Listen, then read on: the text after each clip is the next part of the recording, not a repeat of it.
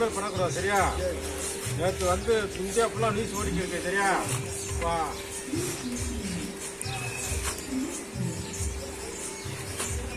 தேதி போடணும் சரியா?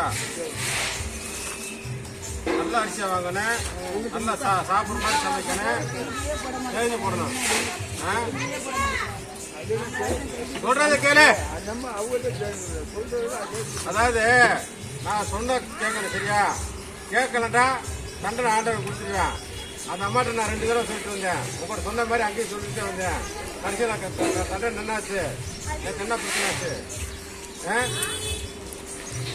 சும்மா நான் வந்து சொல்றேன், சும்மா பேருக்கா சொல்லலாமா சரியா?